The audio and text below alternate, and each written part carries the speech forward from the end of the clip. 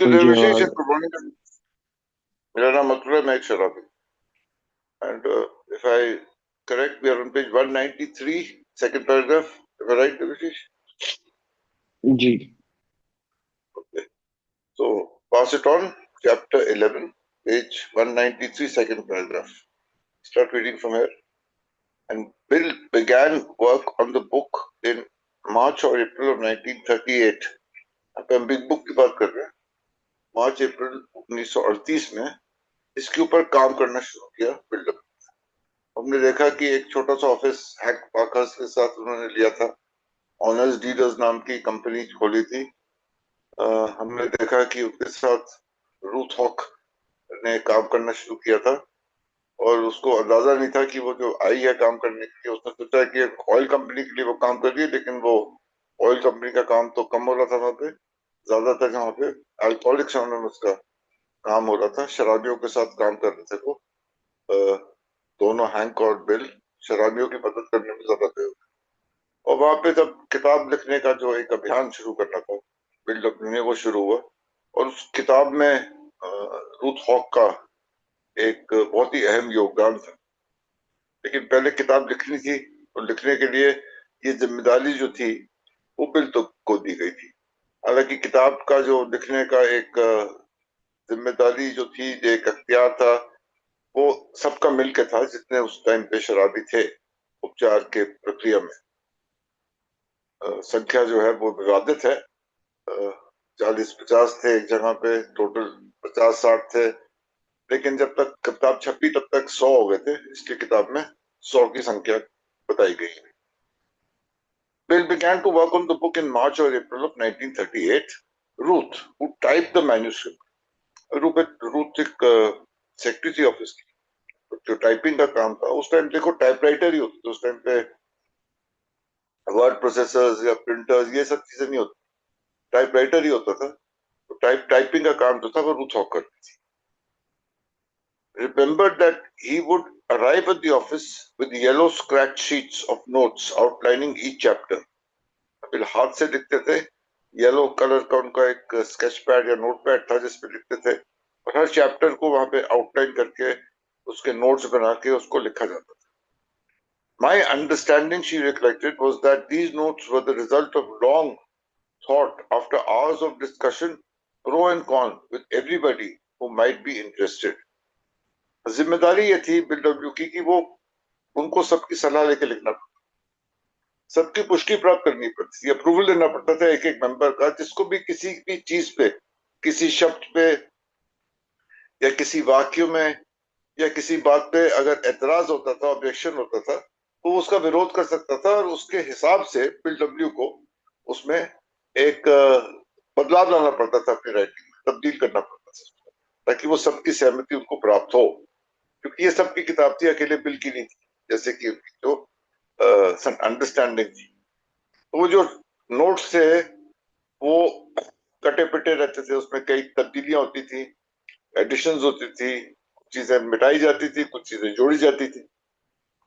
Hours of discussion pro and con, यानी कि कई घंटों की जो थी, इन दो सबके बीच में वाद विवाद होता था, और कोई पक्ष में बोलता था, कोई विपक्ष में बोलता था, और उसके हिसाब से बिल डब्ल्यू को उसमें तब्दीलियां लानी पड़ती थी। This is the way I remember first seeing an outline of the 12 steps. जो 12 कदम लिखे गए थे, सबसे पहले उसका जो एक आउटलाइन था, यानी उसका एक ढांचा जो बनाया था बिल डब्ल्यू ने, उस प्रकार से रूथ को याद उसने देखा था। Bill would stand behind Ruth and dictate the material while she typed. पीछे खड़े होकर वो डिक्टेशन देता था और रूथ जो थी वो टाइप करती थी। He would dictate section and then book back over the typed pages while the thoughts were still working in that vein. The work went slowly, said Ruth, because Bill was ready to drop it at any time anybody came to the office wanting to talk. वो पीछे खड़े होकर dictate करते थे, Ruth लिखती थी, फिर वो जो टाइप करती थी तो बिल डब्ल्यू उसको पढ़ते थे, उसको समझने की कोशिश करते थे, उसमें फिर तब्दीलियां लाते थे, और बहुत धीरे धीरे से काम चल रहा था। क्योंकि जब भी कोई ऑफिस में आ जाता था, कोई पीड़ित शराबी जो बात करना चाहता था बिल डब्ल्यू से, तो बिल डब्ल्यू वो किताब का काम छोड़ के उसके साथ बात करना शुरू कर देते थे, यानी कि वो उसको अहमियत देते थे, ना कि किताब को। First Peter Charabi, newcomer, then the book. So the book progressed very slowly, बड़े धीरे धीरे प्रगति हुई किताब लिखने. Working in his own rather unorthodox way, Bill soon completed the personal story and the chapter called "There is a Solution." ये दो पहले के दो चैप्टर ये बिग बुक में हम सब ने पढ़ी हुई है. पहला चैप्टर है Bill story, the second chapter is there is a solution. तो धीरे धीरे अनऑर्थोडॉक्स वे में, यानी कि एक पुराने ख्यालात के तरीके से काम करते हुए धीरे धीरे जैसे कि काम करना चाहिए, उस हिसाब से उन्होंने दो चैप्टर लिखे और इनको कंप्लीट किए.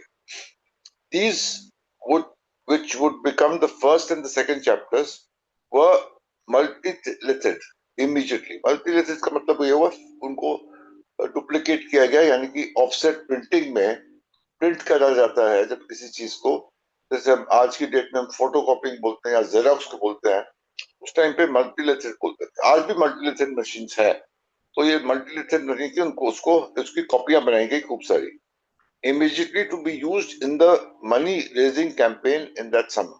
और ये जो पहले दो चैप्टर थे ये लोगों को दिखाए जाते थे, क्योंकि इन दोनों चैप्टरों में एक तो बिल की कहानी थी, दूसरा देयर इज अ सोल्यूशन में अल्कोहलिज्म के बारे में भी काफी कुछ लिखा था, और उसके उपचार के बारे का जो एक ब्रॉड आउटलाइन था, एक ढांचा था, वो इस दूसरे चैप्टर में दिया गया. ये फेलोशिप है क्या, इस फेलोशिप का मकसद क्या है, इस फेलोशिप के दो स्तंभ क्या है, फेलोशिपिंग और स्पिरिचुअलिटी. तो ये सब चीजें जो थी, यानी कि broad outline of the programme अगर हम बोले तो इन दो चैप्टर में है.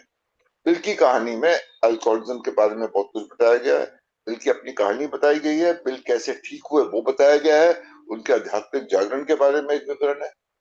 तो ये सब ये दो चैप्टर जो थे वो सार है एक तरीके से पूरे किताब का. तो ये दो चैप्टर का कॉपियां निकाल के लोगों को बांटा जाता था, और ये इस्तेमाल किया जाता था उन लोगों के साथ जिनको प्रोग्राम में के अंदर दिलचस्पी पैदा करना चाहते थे, ताकि हमको कुछ धनराशि भी प्राप्त हो. Used the money raising campaign that summer of 1938. Bill and the new trustees still believed that contribution from the wealthy would be forthcoming as soon as the significance of the new movement was fully understood. ये जो अभियान था, इसका जो महत्व था, इसकी जो ग्रेविटी थी, इसका जो अहमियत थी, वो जैसे ही समझ में आ जाएगी तो धनवानों से पैसा आना शुरू हो जाएगा, ऐसा विश्वास था ट्रस्टीज का और शुरुआती पायनियर ए मेंबर्स का. कि अभी पैसा नहीं मिला, रॉकफेलर ने भी मना कर दिया पैसों के लिए, बोलो और मत मांगना मेरे से. $500 देने के बाद वो भी उन्होंने कंडीशन रखी और धीरे धीरे करके वो पैसे दिए. लेकिन अभी भी एक विश्वास सा था ट्रस्टीज में भी और ए के पायनियर मेंबर्स में भी, कि जब इस प्रोग्राम की, इस अभियान की जो हम करने जा रहे हैं, हमारा जो मकसद है, जो उद्देश्य है, उसका जब सही मानने में मतलब पता चलेगा तो अमीर लोगों से, रईसों से पैसा मिलने शुरू हो जाएगा. उनका ऐसा विश्वास था. और इस सब के दौरान वो कह रहा है, an exciting thing happened through Frank Amos. Bill was put in touch with Eugene Exman. देखो, फ्रैंक एमोस जैसे लोग जैसे जो रॉकफेलर से जुड़े हुए थे, वो ना उनको रॉकफेलर से पैसे दिला पाए, ना कहीं और से पैसे दिला पाए, लेकिन इन जो संपर्क बनाते थे लोगों से, जान पहचान जो उनकी थी, उनके जो अनुभव थे विभिन्न क्षेत्रों में, वो कितने काम आए. तो यूजीन एक्समैन जो था वो हार्पर ब्रदर्स का धार्मिक संपादक था. हर एक किताब के, हर एक पब्लिशिंग हाउस से अलग अलग फील्ड्स के संपादक होते हैं, अलग अलग क्षेत्रों. खेलकूद का अलग होता है, राजनीति का अलग होता है, फाइनेंस का अलग होता है, और एक धार्मिक विभाग के संपादक थे Eugene Exman. Eugene Exman Harper Brothers जो एक बड़ी विख्यात पब्लिशिंग कंपनी आज भी है, उसके धार्मिक संपादक. उससे फ्रैंक एमोस ने बिल डब्ल्यू की जान पहचान करवाई. Exman read the two chapters. उन्होंने पहले दो चैप्टर पढ़े and sounded Bill out of his own ability to complete the book, and then offered to publish it with a $1,500 advance against royalties. Exman ने जब दो चैप्टर पढ़े, उनको विश्वास हुआ कि बिल डब्ल्यू पूरी किताब बहुत ही बेहतर ढंग से लिख पाएंगे. He sounded with his ability, यानी कि बिल को उन्होंने इस बात के लिए एक तरीके से कन्विंस कर दिया, उनको इस बात का आश्वासन दिलाया कि ये किताब पूरी लिख सकेंगे, बिल्कुल ठीक चल रही है, और $1500 की रॉयल्टी भी ऑफर करेगी कि आप ये एडवांस में रखें $1500 और आपकी जो रॉयल्टी है उसके अगेंस्ट ये एडजस्ट हो जाता है। रॉयल्टी होता है कि किसी की एक बौद्धिक संपदा हो, चाहे वो कोई लेखक हो जैसे कि यहाँ पे मिलते, चाहे वो कोई नाटककार हो, कोई संगीतकार हो या कोई आविष्कारी हो, तो उसकी जो एक बौद्धिक संपत्ति है उसका एक ज, जैसे जैसे वो चीज बिकती है उसका एक शुल्क, उसका एक अधिकार उस बौद्धिक संपत्ति पे उसको दे दिया जाता है। लेकिन वो संपत्ति उसकी नहीं रहती, वो संपत्ति हो जाएगी पब्लिशिंग हाउस की। उसका प्रकाशन, उसकी कीमत तय करना, उसका पूर्ण रूप से वितरण, वो सब पब्लिक हाउस ही करेगी। बिल डब्ल्यू को क्या मिलेगा? केवल एक रॉयल्टी, यानी कि उनकी बौद्धिक संपदा का शुल्क, खत्म। उसके अलावा उनका कोई, उसके ऊपर कोई बस नहीं है, कोई इख्तियार नहीं है किताब के। तो वो $1500 का उन्होंने एडवांस देना उनको ऑफर किया और कह जैसे जैसे किताब बिकती जाएगी आपको और पैसे मिलते रहेंगे और आप ये किताब पूरी करें और इस किताब का प्रकाशन करने का पूरा अख्तियार हार्पर ब्रदर्स के पास फिर उसके बाद होगा। अब ये बात सुन के bill was back in the clouds. Bill तो साथ के आसमान पे चढ़ गए, बिल साहब हमारे। Not many first authors receive such quick acceptance. पहली बारी उसने लिखने का प्रयास किया था, हालांकि उसने अपने पढ़ाई के दौरान बीच बीच में चीजें लिखी जरूर थी, लेकिन कभी प्रकाशित करने की उसने कोशिश नहीं करी थी, किसी पब्लिशिंग हाउस के पास नहीं गया था, यह पहली बार थी। और पहली बार में इतनी रुचि के साथ कोई आपका अगर कोई लिखी हुई चीज स्वीकार करे तो ये बहुत बड़ी बात होती है। नहीं तो पब्लिशिंग हाउस जो कहती है, प्रकाशन घर जनरली क्या कहता है एक लेखक को, ठीक है आपका प्रयास अच्छा है, आप इसको थोड़ा सा और इम्प्रूव करिए, या इसमें ये ऐड करिए, या इसमें से ये डिलीट करिए, चलो एक और कोशिश करके देखते हैं, कुछ और लिखिए आप, ये विषय ठीक नहीं है। कई चीजें की टिप्पणियां होती हैं और पहली बारी में पूरा का पूरा उसका जैसा उसने लिखा है वो स्वीकारता प्राप्त होनी एक बहुत बड़ी बात थी। लेकिन बिल डब्ल्यू को वो स्वीकारता प्राप्त हुई। First time acceptance, very big thing. Yet he later said he had instant second thoughts about the offer. लेकिन जैसे ही वो उनको एक्सेप्टेंस मिली और $1500 का ऑफर मिला, उनके मन का में एक दूसरा दृष्टिकोण आ रहा था, सेकंड थॉट्स आ रहे थे, विचार कुछ और आ रहे थे।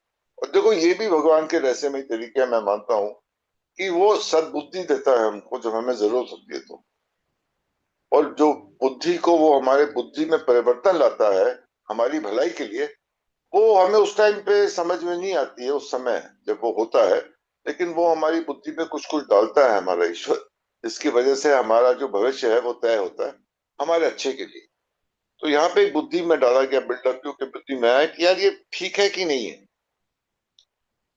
Second thoughts about you, the fellowship would not own it's book. इससे होगा क्या कि जब किताब छपेगी तो इस किताब का पूरा प्रकाशन का अधिकार, इसके वितरण का अधिकार, डिस्ट्रीब्यूशन का, यानी कि इसकी प्राइसिंग, क्या कीमत तय करनी पड़ी, कहां तक किताब पहुंचानी है, कितनी कॉपियां छापनी है, हर चीज का अख्तियार इसके बाद पब्लिशिंग हाउस के पास होगा। बिल के पास या अल्कोहलिक्स एनोनिमस के पास, किसी भी शराबियों के समूह के पास इसका कोई भी अख्तियार, कोई भी राइट, कोई भी हक अधिकार नहीं होगा। सब कुछ होगा केवल और केवल पब्लिशिंग हाउस यानी कि हार्पर ब्रदर्स के पास। बिल डब्ल्यू को केवल मिलेगी एक रॉयल्टी, जितनी किताब बिकेगी उसके उसके बाद जब उसकी कीमत वसूल। तो किसी भी प्रकार का कोई भी नियंत्रण जो था वो अल्कोहलिक्स एनोनिमस के पास बिल बुक का नहीं रहता, सब कुछ हार्पर ब्रदर्स के पास रहता। किसी शराबी को एक बिग बुक की कॉपी चाहिए होती है तो वो हार्पर ब्रदर्स पे निर्भर होता है, ना कि अल्कोहलिक्स एनोनिमस। ये स्थिति जो थी ये उन्होंने परख ली, उन्हें रियलाइज करी कि ऐसा the fellowship would not own it's book. What if the it became a smashing bestseller. Smashing bestseller यानी कि बहुत अधिकतर संख्या में और सबसे अच्छी बिकने वाली किताब अगर बन जाए बिग बुक अल्कोहलिक्स एनोनिमस, और सब जगह इसकी मांग आने लगे, खूब सारा पैसा लोग देने को तैयार, they would be unable to handle the thousands of inquiries from desperate alcoholics and their families. Alcoholics anonymous का जैसे मैंने कहा कोई अधिकार नहीं होगा, तो जो इंक्वायरीज आएंगी, जो लोग पूछेंगे इस किताब के बारे में, अल्कोहलिक्स एनोनिमस बोले कि हमें नहीं पता भैया, हार्पर ब्रदर्स से जाके बात करो, वो प्रकाशित करते हैं। तो वो स्थिति जो थी वो कोई डिजायरेबल स्थिति नहीं होती, वो इनके इच्छा अनुसार नहीं होती, ऐसा नहीं चाहते थे कि हो, और ये चीज उनकी बुद्धि में ईश्वर ने डाल दी थी। इसलिए हार्पर ब्रदर्स को इसका पूरा का पूरा अधिकार देना, बिग बुक को छापने का, उसके वितरण करने का, उसकी कीमत तय करने का और उसके जो सारे आर्थिक पहलू है वो संभालने का पूरा इनको इख्तियार मिल जाता, तो आज अल्कोहलिक्स एनोनिमस जो थी बिग बुक, वो हमारे पास नहीं होती, वो हार्पर ब्रदर्स के पास होती और हमें खरीदने के लिए वहां जाना पड़ता। ये चीज समझ में आ रही थी उनको, बुद्धि में ये बात डाल दी गई थी ईश्वर द्वारा, मैं ये कहूंगा। और उन्होंने फैसला किया कि वो इस किताब को नहीं छापेंगे। लेकिन किताब को खुद छापना एक अपने में बहुत बड़ा बयान। Trustees were delighted, however, that urged Bill to accept the Harper. Trustees को ये बात ठीक से समझ में नहीं आ रही थी। बोले ठीक है यार, हार्पर ब्रदर्स छाप रहा है, आपको पैसे भी दे रहा है, उस चीज के लिए रॉयल्टी दे रहा है, आप कराएं, आपके पास तो पैसे है नहीं छापने के लिए, कैसे छपाओगे इसको? तो आप इनको दें और इनको बोलो छापे। और डिलाइटेड, बड़े खुश थे ट्रस्टीज इस बात को। लेकिन हकीकत में ऐसा नहीं होना था। और यहाँ आके हैंक और बिल डब्ल्यू ने अपने ऊपर इस चीज की जिम्मेदारी ली और ये कोशिश करने में कि वो बुक खुद ही छापे, ताकि वो बुक जो आगे जाके अल्कोहलिक्स एनोनिमस के नियंत्रण में रहे, अल्कोहलिक्स एनोनिमस की संपत्ति बन के रहे वो, ताकि वो उसका वितरण, उसकी कीमत, हर चीज जो है वो ए ही तय करे और वो किताब जो है वो ज्यादा से ज्यादा शराबियों तक पहुंचने में वो सफलता प्राप्त करे। वो अभियान उनका शुरू होता है। कैसे होता है, उसमें क्या होता है, क्या क्या पेचीदी आती हैं और क्या क्या उनके प्रयास रहते हैं हैंक और बिल के उसको छापने में और इस सपना साकार करने में, हम पढ़ेंगे आगे। We start from the first paragraph of page 194 for morning. Till then, thank you very much. Back to you.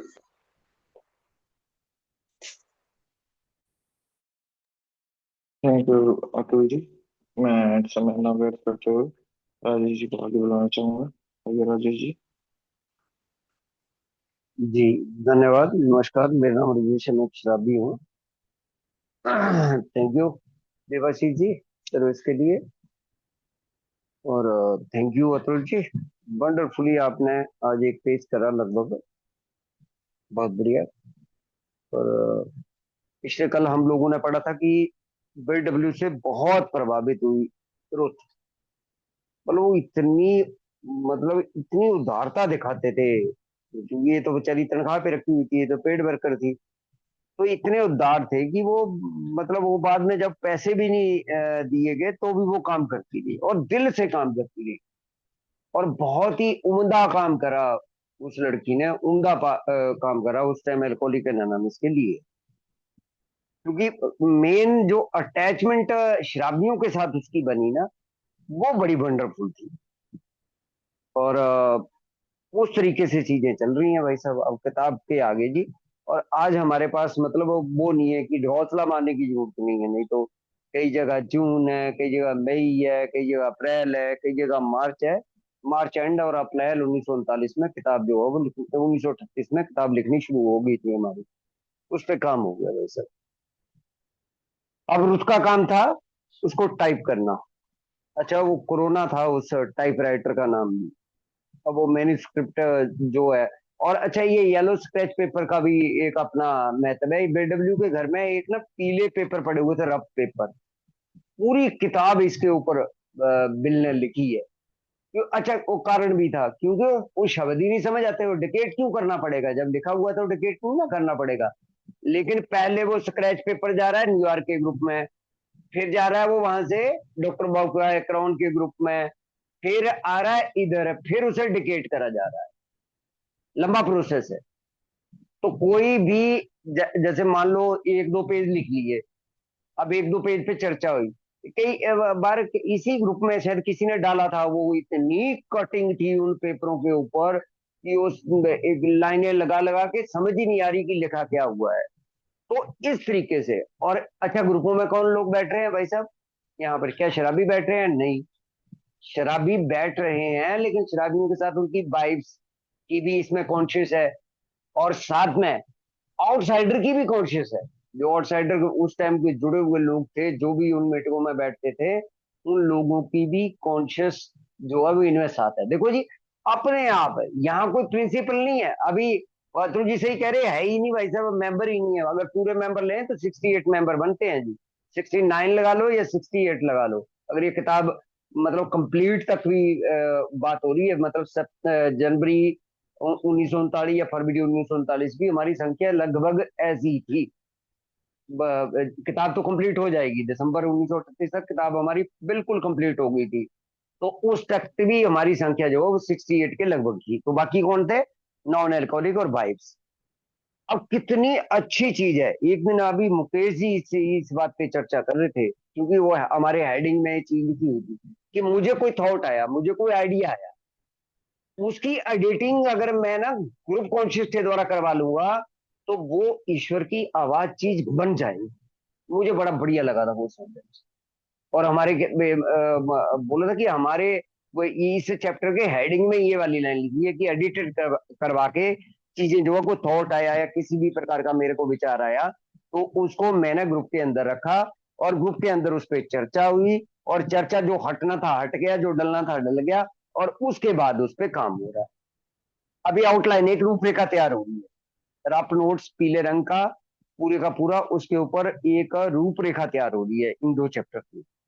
अब इसके बाद क्या हुआ जी, 12 कदमों की आउटलाइन जो है वो ऑनलाइन ऑफ स्टेप भी मतलब बननी शुरू होगी, क्योंकि हर कोई जो भी उस चीज में इंटरेस्ट ले रहा था, घंटों घंटे डिस्कशन हो रही थी उसके प्रोकोन के ऊपर में, बात हो रही सही क्या है गलत क्या है, हटा दो डाल दो वो कर दो। अब हम लोगों ने ये पढ़नी है 4 5 6 पेजों में, ये चीजें चलेंगी, कौन कौन से शब्द हटे कौन से डले। तो बिल पीछे खड़े होकर डिकेट कर रहे हैं।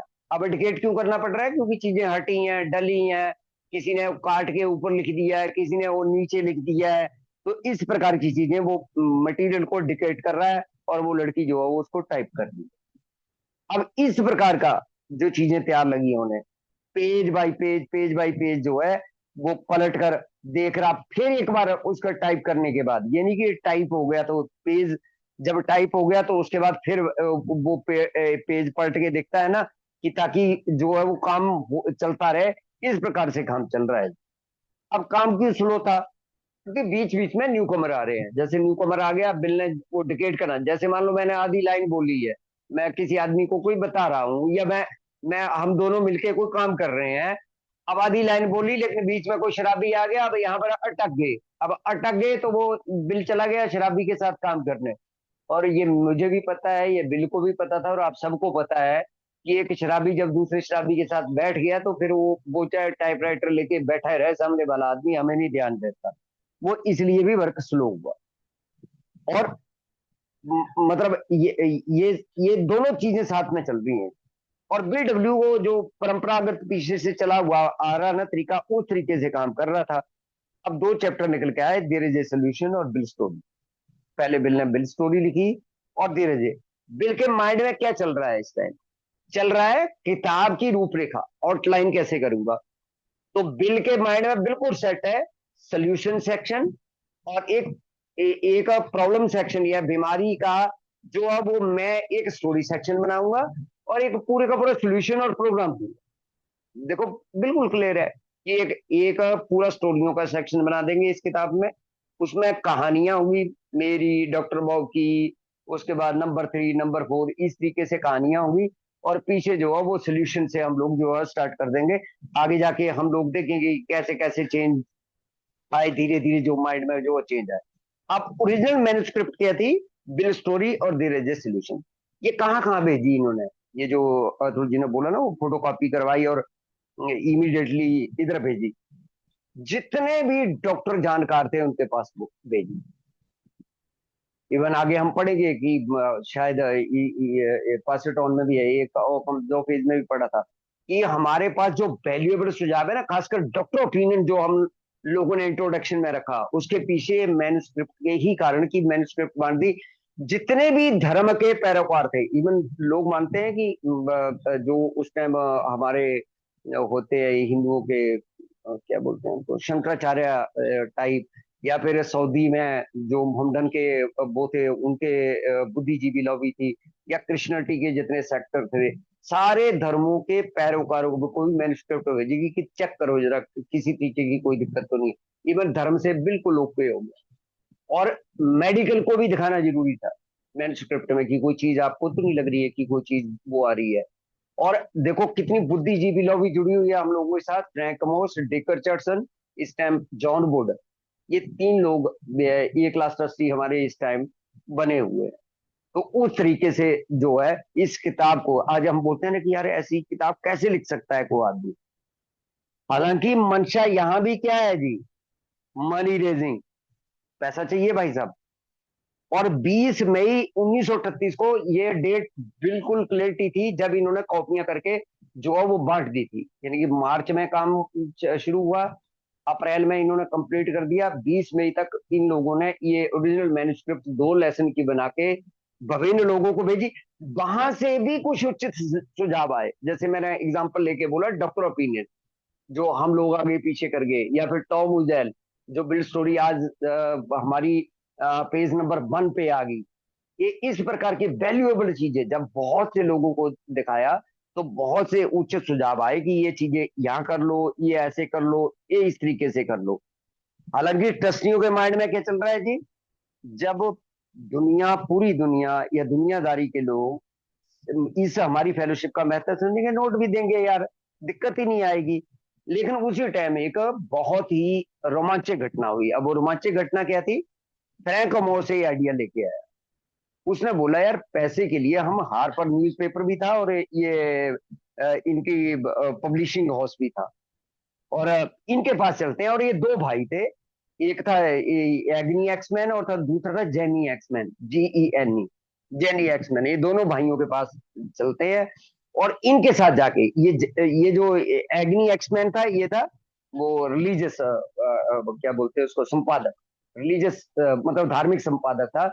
उन्होंने जाके इस बंदे से बात करी कि भाई साहब इस तरीके से एक किताब लिखी है और लिखने का बन रहा है, ये 2 लेसन है, आप पढ़ो।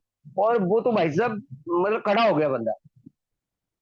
अब अच्छा, नॉन राइटर कोई भी आदमी लेखक नहीं है, वो प्रोफेशनल मतलब लेखक नहीं है कि शेरों का दलाल है, उसने कोई चीज लिखी है, BW को ये चीज इतनी अच्छी लगी ना, और नंबर 1 बनने की तो होती है शराबियों की। और अब मैंने ये बड़ा हिडन सा कीड़ा होता है भाई साहब, अगर मैं अप्रिशिएट कर देते, जाता क्या है किसी का, यार बहुत बेहतर लिखा है यार आपने, या बहुत बेहतर शेयरिंग करी है आपने, काम हो गया शराबी का। क्या लिखा है जी कि बिल बाज बैक इन द क्लाउड। यार मैं लेखक भी नहीं हूं और बंदा कह रहा है $1500 दे देगा। ये तो बाद का है, जब बाद में बिल ने, जब उसने 2 चैप्टर पढ़े और एकदम बंदा तैयार हो गया, उसने बोला यार एडवांस दे दूंगा, और $1500 बहुत बड़ा अमाउंट है जी, एडवांस, एडवांस दे दूंगा। लेकिन फिर अब आते हैं जी, एक तो बिल इस टाइम माइनॉरिटी में है, माइनॉरिटी की आवाज में भी ईश्वर की आवाज हो सकती है, या वेल इन्फॉर्म्ड कॉन्शियस में ईश्वर की आवाज हो सकती है, या मेरी गहन इन्वेंट्री में ईश्वर की आवाज हो सकती है। बिल ने जैसे इन्वेंट्री दी है ना, ओनरशिप तो चली जाएगी भाई साहब। और कल को ये किताब, ये बुक, ये कम तो फेज में तो बकायदा ये लानी थी कि कल को अगर मान लो, मैं सेंटेंस पढ़ता हूं, suppose our book were someday to become the chief text for our fellowship, our principal written asset would be then owned by outsider publisher. क्या जबरदस्त। अच्छा इस टाइम तो माइंड फिक्स है ना, पैसा आ जाए, पैसा आ जाए, कैसे भी आ जाए यार, पैसा, पैसा दे दो, क्योंकि चाहिए पैसा। ऑफिस चलाना है, ट्रस्ट बना दिया है, पेड वर्कर रख ली है, किराया है, भाई साहब कितनी चीजें चाहिए चीजों के लिए।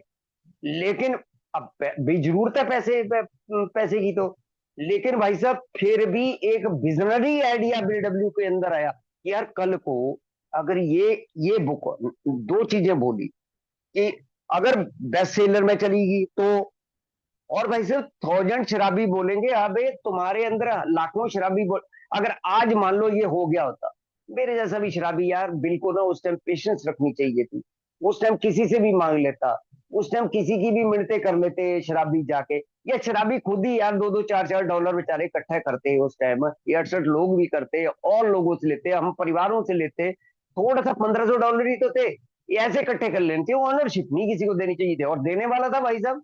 मतलब ही नहीं है कि ये एक्समैन और GXमैन हम लोगों को हार्पर न्यूज़पेपर वाले, हालांकि बड़े बड़े अच्छे लोग थे, बड़े धार्मिक लोग थे, लेकिन क्या पता वे आदमी का अपना माइंड है, नहीं देता है अगला।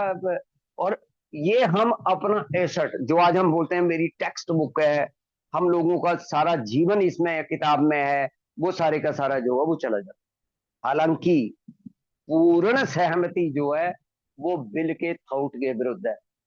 अब ये लास्ट लाइन पे जो अतुल जी ने पढ़ी है, फ्रैंक मोज, डिकर चर्चन बहुत खुश हुए अंदर से, चलो यार पैसे की दिक्कत खत्म हुई, अब इससे पैसे लेते रहेंगे, जैसे जैसे चैप्टर आगे बढ़ेंगे ये तो एडवांस आया है, लेते रहेंगे।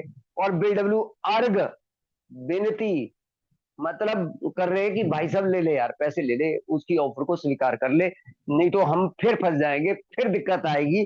तो इस प्रकार से, लेकिन ये मेरे को इतना अच्छा लगता है ना ये वाली चीज। हालांकि आगे हम पढ़ेंगे कि वो हैंक पी का आइडिया था कि मत दो भैया ओनरशिप जो है, लेकिन चाहे वो हैंक का था चाहे बिल का था, उसको छोड़ दो। कई लिटरेचर में जो हैंक का नाम लिया है कि हैंक पी ने आइडिया दिया था, नहीं नहीं नहीं भाई साहब, ये तो किताब ओनर हमने बनना है, शराबी बनेंगे इस चीज का ऑनर, चाहे वो बिल का आइडिया है चाहे वो हैंक का आइडिया है, लेकिन शराबियों का आइडिया था कि हम किसी भी कीमत पर अपने बेसिक टेस्ट का ऑनर जो है, मालिक जो है, वो दूसरे को बाहर को किसी व्यक्ति को नहीं बनाएंगे। धन्यवाद जी, थैंक यू सो मच। धन्यवाद राजेश जी।